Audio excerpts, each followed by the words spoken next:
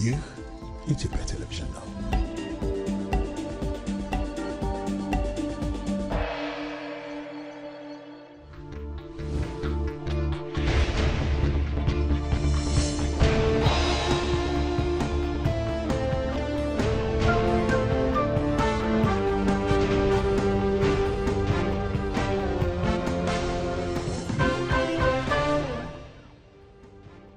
ጤና ይስጥልኝ በድጋሚ እንደምናመሻችሁ የተከበራችሁ ተመልካቾቻችን አንድ ሰዓት ሆኗል። ከኢትዮጵያ ቴሌቪዥን የምዕራፍ 2 የኢቲቪ 57 ዜናችን ተጀምሯል።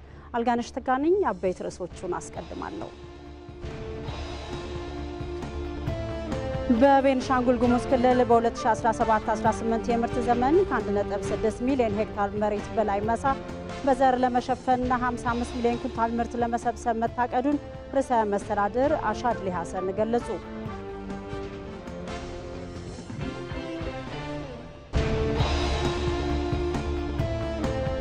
የከርሰ ምድር ውሃን በመጠቀም በዘመናዊ ቴክኖሎጂ በበጋ መስኖ ልማት ውጤታማ መሆናቸውን በሐረሪ ክልል የሚገኙ አርሶ አደሮች ተናገሩ።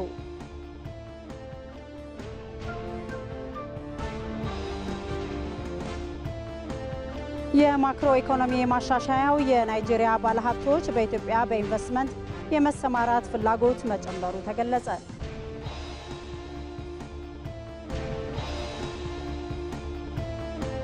ከውጭ አሜሪካ ወታደራዊ ዛቻዋን ካቆመች ለኒውክሌር ውይይት ዝግጁ መሆኗን ኢራን አስታወቀች።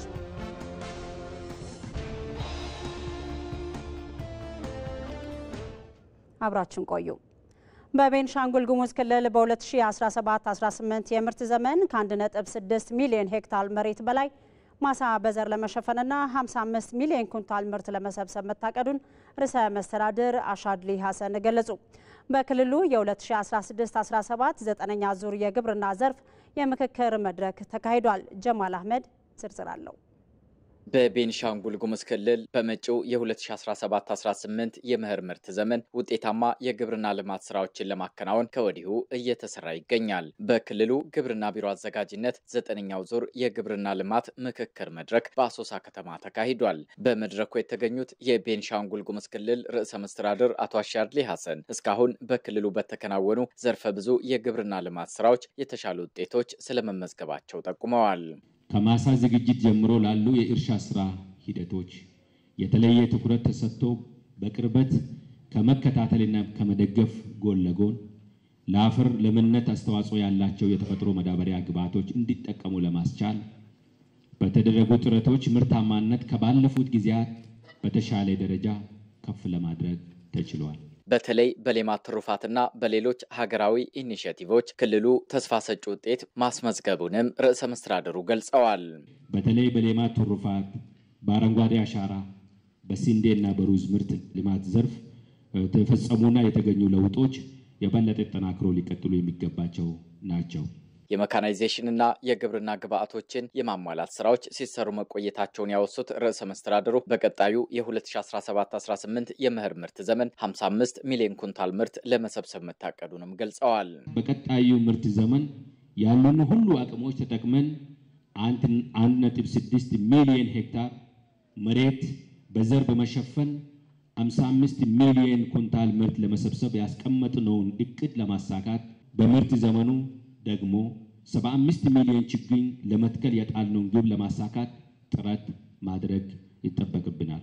እቅዱን ለማሳካትም አርሶ አደሮች፣ የግብርና ዘርፍ አመራሮች፣ ባለሙያዎችና ሌሎች ባለድርሻ አካላት ኃላፊነታቸውን በትጋት እንዲወጡ ርዕሰ መስተዳድሩ ጥሪ አቅርበዋል። በአርሶ አደሩ ዘንድ በስፋት እየተለመደ የመጣውን የኩታ ገጠም እርሻ በክልሉ በሁሉም አካባቢዎች ተግባራዊ ለማድረግ ትኩረት መስጠት እንደሚገባም ርዕሰ መስተዳድሩ ጠቁመዋል። ለኢቲቪ ጀማል አህመድ ነኝ ከአሶሳ።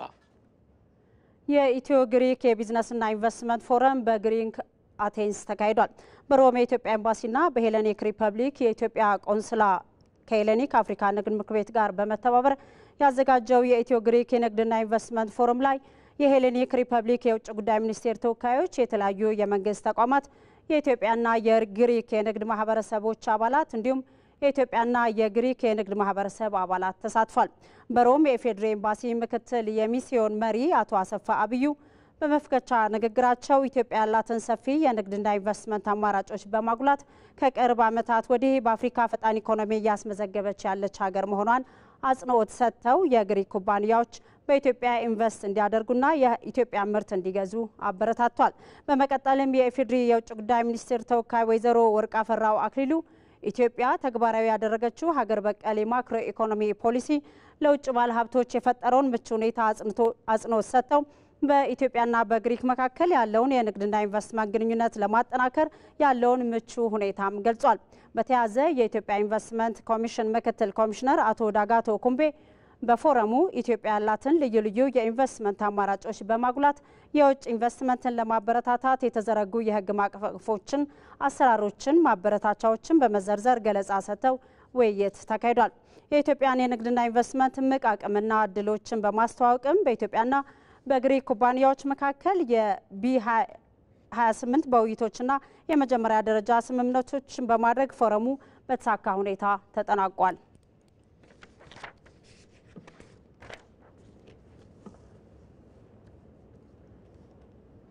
የማክሮ ኢኮኖሚ ማሻሻያው የናይጄሪያ ባለሀብቶች በኢትዮጵያ በኢንቨስትመንት የመሰማራት ፍላጎት መጨመሩ ተገለጸ። በኢትዮጵያ የናይጄሪያ ኤምባሲ ምክትል የሚስዮን ኃላፊ አምባሳደር ማክስ እንዳሉት የሁለቱን ሀገራት የንግድና ኢንቨስትመንት ትስስር ከጊዜ ወደ ጊዜ የተሻሻለ መጥቷል ብለዋል። ሜሮ ምትኩ ዝርዝር አላት። የማክሮ ኢኮኖሚ ማሻሻያው የናይጄሪያ ባለሀብቶች በኢትዮጵያ በተለያዩ የኢንቨስትመንት ዘርፎች የመሰማራት ፍላጎታቸውን ማሳደጉን በኢትዮጵያ የናይጄሪያ ኤምባሲ ምክትል ሚስዮን ኃላፊ አምባሳደር ማክስ ኦቤድ ገልጸዋል። በኢትዮጵያ የናይጄሪያ ኤምባሲ ምክትል ሚስዮን ኃላፊ አምባሳደር ማክስ ኦቤድ ኢትዮጵያና ናይጄሪያ የረጅም ጊዜ ስትራቴጂክ አጋርነት ያላቸው ሀገራት መሆናቸውን አንስተዋል። የሁለቱ ሀገራት የንግድና ኢንቨስትመንት ትስስር ከጊዜ ወደ ጊዜ እየተሻሻለ ለመምጣቱንም ጠቅሰዋል። ትስስሩን ይበልጥ ለማጠናከር እንደሚሰሩም አንስተዋል። ማሻሻያውን ተከትሎ በርካታ የናይጄሪያ ባለሀብቶች ወደ ኢትዮጵያ መጥተው መዋለ ንዋያቸውን የማፍሰስ ፍላጎት መጨመሩንም አክለዋል። አሁን ኢትዮጵያ ለግል ዘርፉ ኢኮኖሚዋን ክፍት ማድረጓ በርካታ የናይጄሪያ ባለሀብቶች ወደ ኢትዮጵያ እንዲመጡ ያደርጋል። እንደምታውቁት ናይጄሪያ ኢኮኖሚዋን ለግል ዘርፉ ክፍት አድርጋ ከሁሉም የዓለም ክፍሎች የሚመጡ ባለሀብቶችን ትቀበላለች። ኢትዮጵያውያንም በናይጄሪያ ቢዝነስ መስራት ይችላሉ። በቀጣይ በርካታ የናይጄሪያ ባለሀብቶች ወደ ኢትዮጵያ መጥተው ቢዝነስ ለመስራት ዝግጅት ላይ ናቸው። የሁለቱ ሀገራት የንግድና ኢንቨስትመንት ግንኙነት ቀደም ሲል የጀመረ መሆኑን ያነሱት ምክትል ሚስዮን ኃላፊው የናይጄሪያ ባለሀብቶች በሲሚንቶ ምርት፣ በምግብና መጠጥ ዘርፎች መሰማራታቸውንም አንስተዋል። የተደረገውን የማክሮ ኢኮኖሚ ማሻሻያ ተከትሎ የባንክ ዘርፉን ጨምሮ በርካታ የናይጄሪያ ባለሀብቶች በኢትዮጵያ ውስጥ የመስራት ፍላጎት እንዳላቸው ነው የተናገሩት።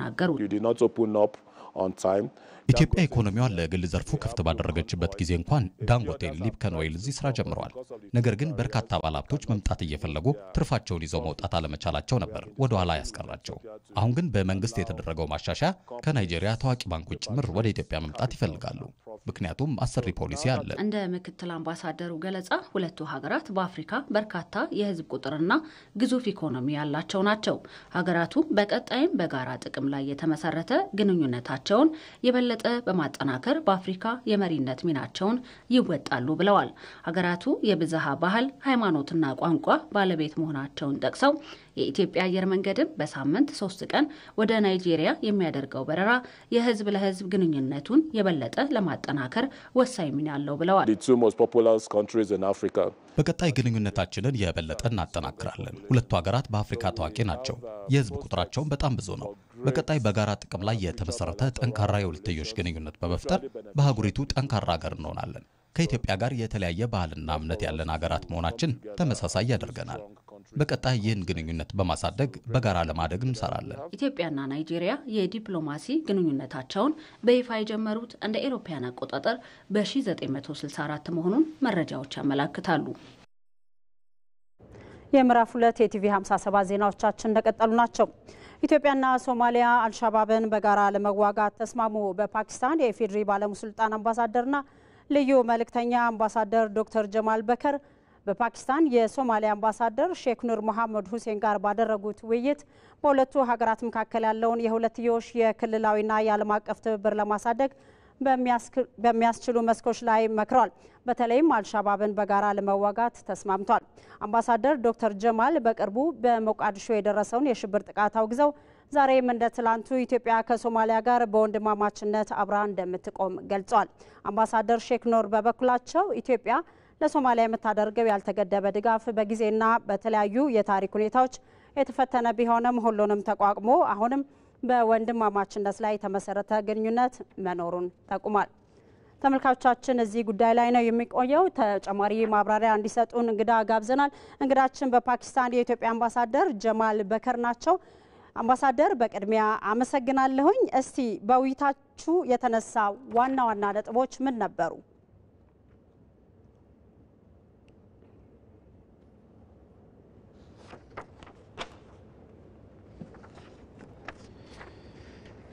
ተመልካቾቻችን አምባሳደርን እንዳገኘናቸው እንመለሳለን። አብራችሁን ቆዩ።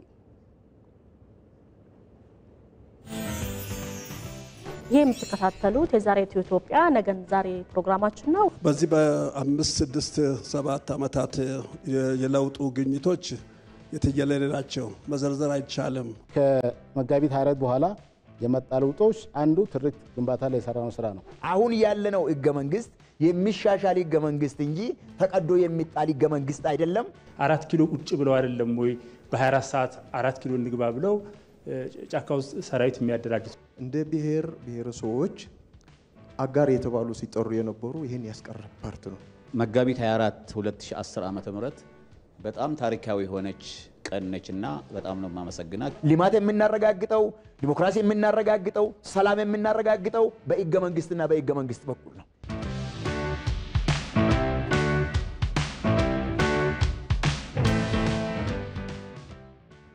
ወደ ውጭ ዜና ነው የምናልፈው። አሜሪካ ወታደራዊ ዛቻዋን ካቆመች ለኒውክሌር ውይይቱ ዝግጁ መሆኗን ኢራን አስታውቃለች። ውይይቱም በመጪው ቅዳሜ በኦማን ይካሄዳል ተብሎ ይጠበቃል። ሰይፉ ገብረ ጻዲቅ ዝርዝር አለው። በፈረንጆቹ 2015 በዘመነ ባራክ ኦባማ ነበር አሜሪካ፣ ሩሲያ፣ ቻይና፣ ብሪታንያ፣ ፈረንሳይና ጀርመን ከኢራን ጋር የኒውክሌር ስምምነት ላይ የደረሱት። ስምምነቱ ቴህራንን ከኒውክሌር እንቅስቃሴዋ እንድትገደብ የሚያደርግ ነበር። የዓለም አቀፉ የኒውክሌር ተቆጣጣሪ ተቋም ባለሙያዎች የኢራንን የኒውክሌር ማብላያዎች ከሲቪል ዓላማ ውጪ ለሌላ ተግባር እንዳይውሉ የመቆጣጠር መብትንም ሲሰጥ፣ ለኢራን ደግሞ ከተጣለባት የኢኮኖሚ ማዕቀብ እንድታገግም የሚያስችል እድል አግኝታ ነበር። ይህ በብዙ ዲፕሎማሲያዊ ልፋት የተመዘገበው ስኬት ግን ፕሬዝዳንት ዶናልድ ትራምፕ በፈረንጆች 2018 ወደ ነጩ ቤተ መንግሥት የገቡ ጊዜ በተናጠል ስምምነቱን ውድቅ በማድረግ አሜሪካንን ከስምምነቱ አስወጡ። ቴህራን በሂደት ስምምነቱን ወደ መጣስ ተግባር ገባች። የኢራን ዩራኒየም የማበልጸግ ሥራ መጠናከርም እንዳሳሰበው ዓለም አቀፉ የአቶሚክ ተቆጣጣሪ ኤጀንሲ በተደጋጋሚ አስታወቀ። ይሄ ደግሞ ለእስራኤል ብቻ ሳይሆን ለዋሽንግተንም ራስ ምታት ሆኗል።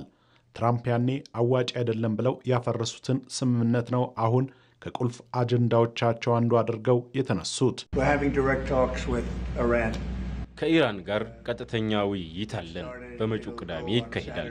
ትልቅ ምክክር ነው። ምናልባት ስምምነት ላይ ሊደረስ ይችላል። እንደዛ ከሆነ ጥሩ ይሆናል። ያ ካልሆነ ግን እስራኤልም የራሷን አማራጭ ትጠቀማለች፣ ኢራንም ችግር ውስጥ ትገባለች።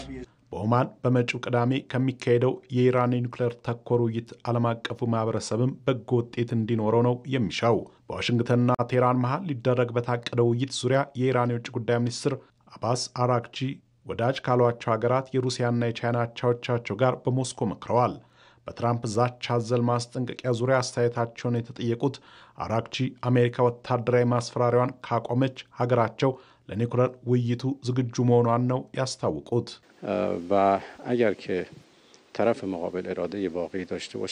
የትኛውንም ማስፈራሪያ የምንቀበል አይደለንም። ወደፊት እንድንጓዝ በመጀመሪያ ወታደራዊ አማራጭ የሚለውን ሐሳብ መተው አለባቸው። በዲፕሎማሲያዊ መንገድ ብቻ ነው ችግሩ የሚፈታው። ዛቻውንም ተጽዕኖ ለመፍጠር የሚደረግ መሆኑን የሚገልጹት የኢራን ከፍተኛ ባለስልጣናት በዚህ ረገድ የሚገኝ ስኬት እንደማይኖር ዩናይትድ ስቴትስ ልታውቅ ይገባል ብለዋል። የትራምፕን ዓላማ ኢራን የኒውክሌር መርሃ ግብሯን እንድታቆም የሚሳኤል ምርቷንም እንድታቋርጥ በማድረግ በአካባቢው ያላትን የተጽዕኖ ፈጣሪነት ሚና ማሳነስ ሲሆን እንደ ሳውዲ ካሉ ተቀናቃኝ ሀገራትም ይህ ሀሳብ በእጅጉ የሚደገፍ ነው። ተመልካቾቻችን የምዕራፍ 2 የኢቲቪ 57 ዜናችን እንደቀጠለ ነው። ተመልካቾቻችን ቀደም የተቋረጠብንን በፓኪስታን የኢትዮጵያ ባለሙሉ ስልጣን አምባሳደርን አሁን አግኝተናቸዋል። ከሳቸው ጋር ቆይታ እናደርጋለን። አምባሳደር ደግሜ ያመሰግናለሁ። ቀደም ሲል እንደገለጽ ነው ኢትዮጵያና ሶማሊያ አልሻባብን በጋራ ለመዋጋት ከስምምነት ደርሷልና አምባሳደር እስቲ በውይይታችሁ በዋናነት የተነሱት አበይት ጉዳዮች ምን ነበሩ? በዚህ ጉዳይ ላይ በጣም አመሰግናለሁ። እንግዲህ በመጀመሪያ በዚህ ፕሮግራም ላይ በመገኘት ትልቅ ደስታ ይሰማኛል። ዛሬ የሶማሊያ አምባሳደር በፓኪስታን ሰሞኑን ወረቀታቸውን አቅርበው እዚህ መጥተው ነበር። አጋጣሚ የመጀመሪያ ከርተሲ ኮል ወደኛ ኤምባሲ ነው ብቅ ብለው ዛሬ ስንወያይ የነበረው። ዋነኛው የውይይታችን ማጠንጠኛ እንግዲህ በሁለቱ ሀገራቶች መካከል ያለው ግንኙነት ዘርፈ ብዙና እድሜ ጠገብ ነው። ህዝብ እንጋራለን፣ ቦርደር እንጋራለን፣ የተለያዩ ነገሮች በተለይ ሶማሌ በሁለት እግር እንድትቆም ኢትዮጵያ ከመጀመሪያ ጊዜ ጀምሮ ከፍተኛ ዋጋ ስትከፍል የነበረ መሆኑን ይሄ ደግሞ በአጠቃላይ የሶማሌ ህዝብ ራሱን በራሱ እንዲያስተዳድር፣ ሰላሙ እንዲረጋጋ፣ ልማት እንዲመጣ ሀገራችን ደግሞ የተጀመሩት የለውጥ ጉዞዎች አጠቃላይ ጎረቤት ሀገሮችን ማዕከል ያደረገ በመሆኑ ከዚህ ሶማሊያ ተጠቃሚ ሆና ሰላም እንዲረጋገጥ ከፍተኛ ስራ ስንሰራ የነበረውን ያንን ያስተስንበት ሁኔታ አለ። ሁለተኛው ደረጃ ደግሞ ያየነው በአጠቃላይ አሁን በቅርብ ጊዜ ደግሞ ብቅ ብለው በተለይ የሶማሊያ መንግስትን እየተፈታተነ ያለው የአልሸባብን በተመለከተ መንግስታችን ያለውን አቋም በግልጽ አስረድተናል። እሳቸውም ዋነኛው የነበረውና ማጠንጠኛው የኢትዮጵያ መንግስት ከድሮ ጀምሮ ለሶማሊያ ህዝብ በሁለት እግር እንድትቆም የተከፈለ ዋጋ ብርቅዬዎቿን ገብራ ሌሎች ገንዘብ ሊሰጡ ይችላሉ አሉ። ኢትዮጵያ ደም ነው እየገበረች ያለችው። ደም በላይ ሊገልጽ የሚችል ነገር የለም። ይሄ ደግሞ በሶማሌ ህዝብ ዋነኛው ይሄ ኢትዮጵያ ለሶማሌ ሰላምና መረጋጋት በተለይ ሸባብን ከመዋጋት አገሪቷ ደግሞ በሁለት እግር እንድትቆም ያበረከተች ያለው በጣም አጽንኦት ሰጥተው አንስተዋል። አልሸባብን ደግሞ መንግስታችን በአጠቃላይ ከሶማሊያ ጋርና ሌሎችም ፓርትነሮች ጋር እያደረግን ያለነው አካባቢን የማተራመሱን ይሄንን የዓለም ጠንቅ የሆነውን ጸረ ሽብርተኛ የመዋጋት በተደራጀ መልኩ አብሮ የመንቀሳቀስ ስራዎችንም በጋራ ያየንበት ሁኔታ አለ። ሶስተኛው ያየነው የአንካራ ውይይትን በተመለከተ ነው። አንካራ ዲክላሬሽን የሚባለው ኢትዮጵያና ሶማሊያ መካከል ያለው ረጅም ታሪካዊ ግንኙነትን ወደ ተሻለ ማዕቀፍ በተለይ ለውጡ ከመጣ ማግስት ጀምሮ ክቡር ጠቅላይ ሚኒስትራችን ከጎረቤት ጋር በተለይም ከሶማሊያ ጋር ያለንን ግንኙነት ለማጠናከርና ይህም ደግሞ በአጠቃላይ የጋራ ጣፋታችን የተሳሰረ በመሆኑ ተጠቃሚነት ሪጂናል ኢንቴግሬሽን ኢትዮጵያ ደግሞ የባህር በር እንድታገኝ ሰፊ ውይይት ከዚህ በፊት በሁለቱም ፕሬዝዳንትና በጠቅላይ ሚኒስትራችን መካሄዱ በዛ ደግሞ በአንካራ የተደረሰው ስምምነት የሁለቱን ሀገራቶች ፍላጎቶችና ማሸት ወደ ማዕቀፍ የወሰደና ይሄ ደግሞ ተባብሮ አብሮ ለመስራት በዛም ደግሞ የኢትዮጵያን የባህር በር ጥያቄ ባለው በተቋቋመው ማዕቀፍ ውስጥ በሰጥቶ መቀበል መርህ ሊሳካ የሚገባ መሆኑን በእነሱም በኩል አንስተዋል። እንግዲህ በአጠቃላይ የእነሱ መንግስት ኮሚትመንት በዚህ ደረጃ ለኢትዮጵያ ያለውንም በዚህ አጋጣሚ ለኢትዮጵያ ህዝብና መንግስት እያደረገ ያለውን ድጋፍ ታላቅ ምስጋናም አቅርበዋል። በቀጣይም በዚህም በመናካሄዳቸው በአጠቃላይ በአካባቢም በዓለም አቀፍም ደረጃ ሶማሊያና ኢትዮጵያ ጋንትና እጅ ሆኖ በላይ በአካባቢው የተጀመሩ ሰላሞች ስር እንዲሰዱ የተጀመሩ የልማትና የኢኮኖሚ ተአማኒነት ጎልብቶ እንዲመጣ በጋራ እንደምንሰራ የጋራ መስማማት ላይ ደርሰናል። መልካም። በፓኪስታን የኢትዮጵያ አምባሳደር ዶክተር ጀማል በከር ከፓኪስታን ኢስላማባድ በቀጥታ መስመር ገብተው ለሰጡ ማብራሪያ አመሰግናለሁኝ።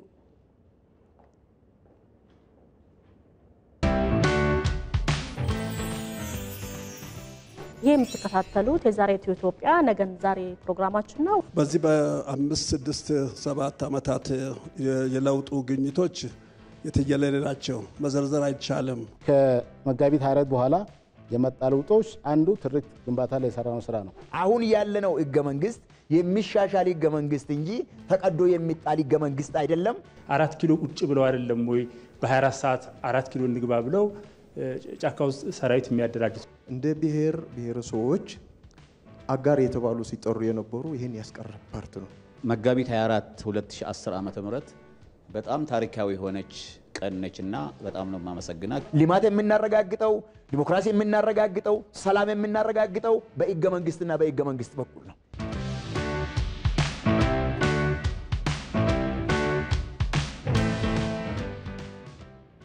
ተመልካቾቻችን ምዕራፍ 2 የቲቪ 57 ዜናዎቻችን አሁንም እንደቀጠሉ ናቸው።